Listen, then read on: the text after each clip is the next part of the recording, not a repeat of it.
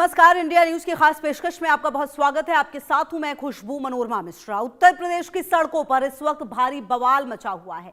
जगह जगह पुतले फूके जा रहे, नारेबाजी हो रही है और गुस्सा सातवें आसमान पर है। विरोध की ये चिंगारी उठी है नेटफ्लिक्स की एक वेब सीरीज घूसखोर पंडित के ट्रेलर के बाद। ब्राह्मण समाज इसे अपनी पहचान और सम्मान पर सीधा प्रहार मान रहा है।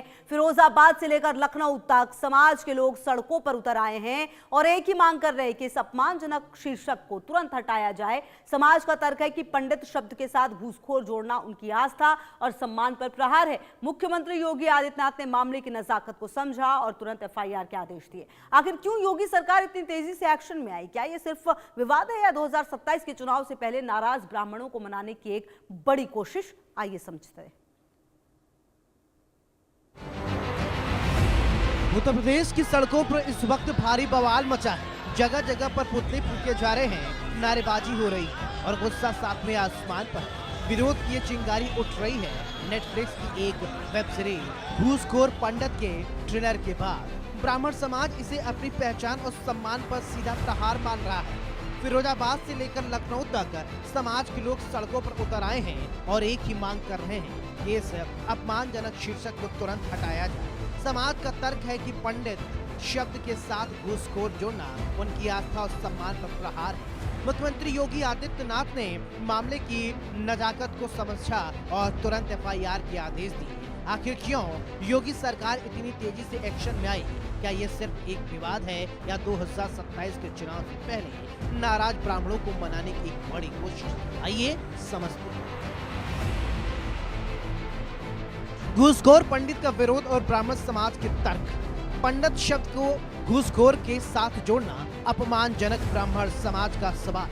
पंडित शब्द की घूसखोर के साथ जोड़ना अपमानजनक, ब्राह्मण समाज का सवाल। घूसखोर पंडित की जगह घूसखोर मौलवी क्यों नहीं लिखा बॉलीवुड? घूसखोर पादी क्यों नहीं लिखता है बॉलीवुड?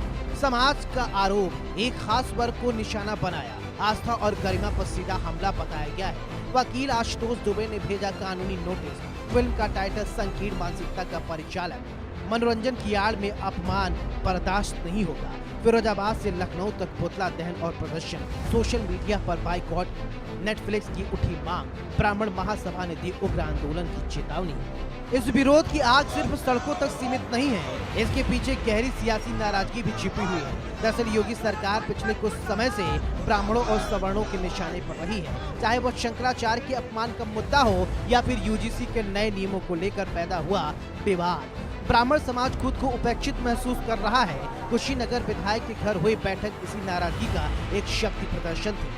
2027 के विधानसभा चुनाव अब सिर पर हैं। ऐसे में योगी सरकार कोई जोखिम नहीं लेना चाहती है। घूसखोर पंडित पर तुरंत एफआईआर दर्ज करना इसी डैमेज कंट्रोल का हिस्सा है। सरकार ये संदेश देना चाहती है कि वह इस समाज की भावनाओं के प्रति संवेदनशील है। लेकिन सवाल ये कि क्या यूपी की राजनीति में ब्राह्मणों का कद वाकई इतना बड़ा है कि एक फिल्म का नाम पूरी सरकार को मिला दे? आइए देखते हैं यूपी की विधानसभा में ब्राह्मणों का दमखम, यूपी की राजनीति में ब्राह्मण फैक्टर। यूपी में करीब 12 से 14% ब्राह्मण मतदाता हैं। सबसे ज्यादा सीटों पर ब्राह्मणों का सीधा प्रभाव। पूर्वी और मध्य यूपी में ब्राह्मण निर्णायक भूमिका में बीजेपी का कोर और सबसे मजबूत वोट बैंक। साल 2024 चुनाव में देखी थी थोड़ी नाराजगी। बसपा सपा भी प्रबुद्ध सम्मेलन से साधने में जुटे। परशुराम मंदिर और मूर्तियों की राजनीति हुई तेज। विधानसभा चुनाव 2027 के लिए सबसे अहम वर्ग जाति समीकरणों में ब्राह्मणों की किंग मेकर की भूमिका में किसी भी दल की हार जीत तय करने की ताकत। ब्राह्मणों का राजनीतिक प्रभाव समझने के लिए सिर्फ वोट प्रतिशत काफी नहीं है, बल्कि इतिहास गवाह है यूपी की सत्ता की इसी समाज से होकर गुजरती है। उत्तर प्रदेश के अब तक के 21 मुख्यमंत्रियों में 6 मुख्यमंत्री इसी समाज से रहे हैं। पंडित नारायण दत्त तिवारी जैसे दिग्गज नेता 3 बार सूबे की कमान संभाल चुके हैं। मंडल राजनीति के दौर में भले ही पिछड़ों और दलितों की राजनीति हावी हुई हो, लेकिन ब्राह्मणों ने अपने संगठनात्मक शक्ति और बौद्धिक प्रभाव को कम नहीं होने दिया। मौजूदा विधानसभा की बात करें तो ब्राह्मण विधायकों की संख्या अच्छी खासी है और सत्ता की गलियारों में इनका दबदबा आज भी कायम है। यही वजह है कि जब 52 विधायक एक साथ बैठते हैं तो सत्ता के शीर्ष पर बैठे लोगों को अपनी रणनीति बदलनी पड़ती है। अब हम आपको दिखाने जा रहे हैं वे 10 जिले जहां ब्राह्मणों का वोट बैंक किसी भी उम्मीदवार का खेल बिगाड़ या बना सकता है। वाराणसी धार्मिक राजधानी और ब्राह्मणों का बड़ा गढ़, गोरखपुर सत्ता का केंद्र, यहाँ ब्राह्मण मतदाता निर्णायक। कानपुर ब्राह्मण बाहुल इलाकों में सबसे प्रमुख नाम। प्रयागराज शिक्षा और राजनीति का संगम, बड़ा प्रभाव। देवरिया पूर्वी यूपी का वह जिला जहां ब्राह्मण तय करते हैं जीत। जौनपुर जातिगत गणित में ब्राह्मणों का भारी वजन। अमेठी हाई प्रोफाइल सीट जहां ब्राह्मणों की बड़ी आबादी। बस्ती राजनीतिक रूप से जागरूक और प्रभावी वर्ग। महराजगंज तराई क्षेत्र में ब्राह्मणों का मजबूत दखल। संत कबीर नगर जहां ब्राह्मणों की एकजुटता पलटती है बाजी। उत्तर प्रदेश की कड़ी प्रतिक्रिया और एफआईआर के बाद नेटफ्लिक्स ने घूसखोर पंडित का ट्रेलर हटा दिया। अभिनेता मनोज बाजपेयी ने भी स्पष्ट किया है उनका मकसद किसी की भावनाओं को ठेस पहुंचाना नहीं था, लेकिन राजनीतिक जानकार इसे केवल एक फिल्म का विवाद नहीं मान रहे। मुख्यमंत्री योगी आदित्यनाथ के इस मामले में खुद हस्तक्षेप करना और तुरंत पुलिस कार्रवाई के निर्देश देना एक सोची समझी रणनीति का हिस्सा है।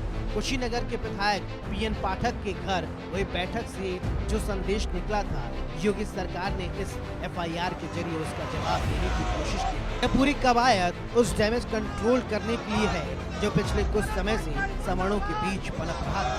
2027 की चुनावी जंग पता करने के लिए बीजेपी को अपने पुराने और भरोसेमंद वोट बैंक को सहेज कर रखना होगा। अब देखना ये है कि क्या ये एफआईआर ब्राह्मणों की नाराजगी को पूरी तरीके से खत्म कर पाएगी या चिंगारी अभी और भड़केगी। Bureau report, India news.